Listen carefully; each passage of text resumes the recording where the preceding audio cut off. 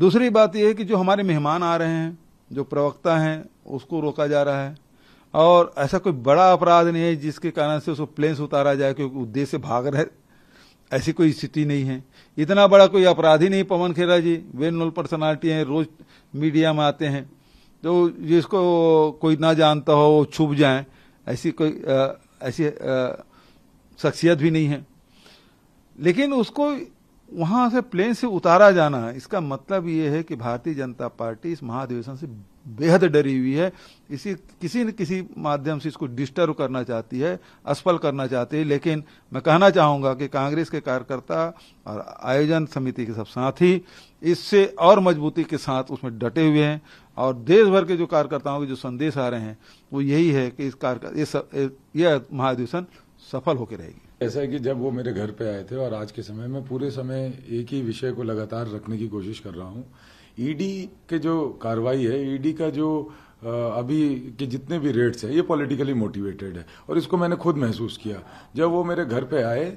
और उसके बाद 1 घंटे, 1.5 घंटे, 2 घंटे में उन्होंने जो कर सकते थे वो सब कुछ कर लिया। इसके बाद उनका ये कहना था कि चलिए हम आपके यहाँ तो कुछ मिल नहीं रहा है और हम इसको जल्दी क्लोजर करेंगे, लेकिन उन्होंने क्लोजर नहीं किया, उन्होंने लिंगर ऑन किया। वो दबाव बनाना चाहते थे, समय से दबाव बनाना चाहते थे। मैं कहता रहा कि भाई सुबह 8 बजे से लोग घर के सामने आ गए हैं, बहुत बुजुर्ग आ गए हैं, महिलाएं आ गई हैं, बच्चे हैं, युवा साथी हैं, सभी लोग हैं, समाज के लोग हैं, संगठन के, क्योंकि हमें आवाजें आ रही थी, ढोल नगीरे बज रहे थे और ये सारी चीजें हो रही थी, लेकिन वो कॉपरेट करना नहीं चाहते थे। हम चाह रहे थे कि एक बार हमको झलक दिख जाए, बात हो जाए तो लोग थोड़े शांत हो जाएंगे। हम नहीं चाहते वो परेशान हो, लेकिन वो कॉपरेट करना नहीं चाहते थे। कुल मिला के उनका केवल एक एजेंडा है कि किसी भी तरह भारतीय जनता पार्टी जो छत्तीसगढ़ के अंदर अभी अधिवेशन हो रहा है उस पर एक पॉलिटिकल मैसेज देश में कांग्रेस को देना चाहे, डर का। पहला, वो डराना चाहते हैं हमको। दूसरा, 2023 इनका ग्राउंड यहाँ पे 0 हो चुका है, इनके पास ग्राउंड नहीं है, तो ये अपने लोगों को प्रमोट करने के बजाय हमारे लोगों को हरास करके नैरेटिव खड़ा करना चाहते हैं सरकार के खिलाफ, लेकिन ये इसमें पूरे नहीं होंगे। कांग्रेस पार्टी के यहाँ के जितने भी कार्यकर्ता हैं, हमारे कांग्रेस के लीडर आदरणीय राहुल गांधी जी के सिपाही हैं, भूपेश बघेल जी के नेतृत्व में बहुत बढ़िया सरकार चल रही है और हम लोग इनसे लड़ेंगे। मैं तो आपको और बात बोलूंगा, अंतिम के समय जब मेरी ईडी के लोगों से बहुत बात हुई खुलकर, तो मेरे को उनकी स्थिति भी देख के चिंता हो रही थी। सच बोल रहा हूँ, चिंता हो रही थी।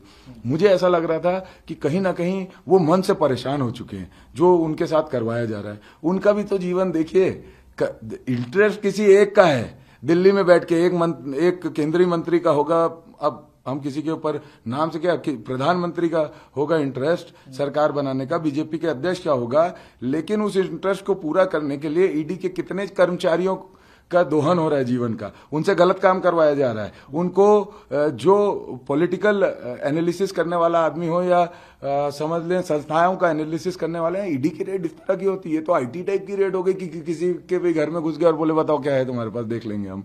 और क्या है ये, कुल मिला के बार्गेनिंग बढ़ाना चाह रहे हैं ना वो अपनी। क्या पूछा आपसे उन्होंने, क्या बात कर रहे थे? मेरे घर आए, मेरे घर के सभी चीजों को चेक किया, पूछे कितने परिवार है, मैंने बताया मेरी माँ है, पेंशन मिलती है पिताजी की, मेरी पत्नी है, वो एमडी डॉक्टर है, वो जॉब करती है, उसका लैब छोटा सा चलता है, मेरी बहन है वो विडो है, चतुर्थ श्रेणी की कर्मचारी है बीएसपी में मेरे जीजा जी की जगह, और मैं राजनीति में हूं तो जो सरकार से मिलता है वही पैसा है ना। मेरे पास एक, उन्होंने बोला प्रॉपर्टी में, बोला मेरे पास कोई घर नहीं है, मेरी पत्नी के पास कोई घर नहीं है, मेरी माँ के पास एक घर है जिसमें 5 भाई बहन का हिस्सा है, मैं सरकारी आवास में रहता हूँ, मेरी बहन के पास एक मेरे जीजा जी का जो शादी करके मिला था वो घर है। हमारे पास इतना ही है, ना मेरे पास कार है, ठीक है, ना मेरी पत्नी के पास बहुत ऐसे गहने हैं। मैंने तो मेरी पत्नी के जो लॉकर की चाबी थी वो भी दे दिया कि भाई वो उधर से भी देख लेना, बैंक में जो लॉकर है उसको भी चेक कर लेना, कुछ लगे तो। हम तो पूरी तरह स्पष्ट थे। वो बोले कि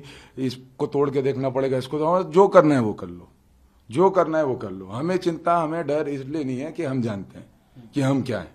और ईडी को और भारतीय जनता पार्टी के नेताओं को, नरेंद्र मोदी साहब को, अमित शाह जी को अगर किसी ने सबक सिखाया ना सबसे पहले, तो भिलाई की जनता ने सिखाया है। भिलाई की जनता जो हजारों की संख्या में आके वहां पे खड़ी हो गई, तो ईडी ने ये स्वरूप नहीं देखा। ईडी के अधिकारियों ने मुझे बोला हमने इतनी सैकड़ों रेड की लेकिन ऐसा हमने कहीं नहीं महसूस किया।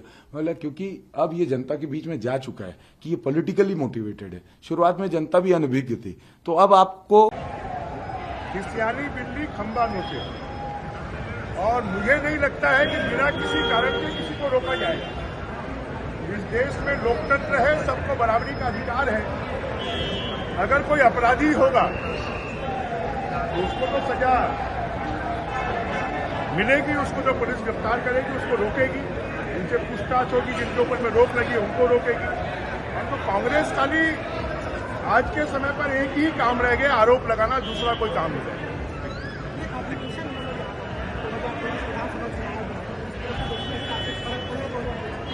देखिए, ये अधिवेशन जनता का नहीं है, ये कांग्रेस का अधिवेशन है और इससे छत्तीसगढ़ को कोई फायदा नहीं होने वाला है। जिस प्रकार से फुहर तरीके से प्रदर्शन हो रहा है, जिस प्रकार से पैसों को फूका जा रहा है, ये कोई छत्तीसगढ़ के हित में नहीं है। जिस प्रकार से भ्रष्टाचार के ऊपर में ईडी इनकम टैक्स कार्रवाई कर रही है, उससे ऐसा लगता है कि कांग्रेस खाली एक ही काम करती है, भ्रष्टाचार भ्रष्टाचार भ्रष्टाचार, वो विकास का कोई काम नहीं करती। और इस अधिवेशन से हम तो चाहेंगे कि यहाँ पर सोनिया जी आ रही हैं, यहाँ पर राहुल जी आ रहे हैं, यहाँ पर प्रियंका जी आ रही हैं, यहाँ पर कांग्रेस के राष्ट्रीय अध्यक्ष आ रहे हैं, उनको पूछना चाहिए भूपेश बघेल जी से कि गरीबों को आवास क्यों नहीं मिल रहा है, गरीबों के घर में नल का पानी क्यों नहीं आ रहा है, बेरोजगारों को 2500 रुपये बेरोजगारी भत्ता क्यों नहीं मिल रहा है। उनको पूछना चाहिए कि यहाँ के गरीबों, यहाँ पर शराबबंदी क्यों नहीं हो रही है, यहाँ के बुजुर्गों को पेंशन 1000 और 1500 रुपये क्यों नहीं मिल रही है, यहाँ पर विकास के काम क्यों नहीं हो रहे हैं। ये इनको पूछना चाहिए, तो अधिवेशन की सार्थकता होगी। अन्यथा छत्तीसगढ़ की जनता को इससे कोई फायदा नहीं होगा, परेशानी ही होगी। ठीक है।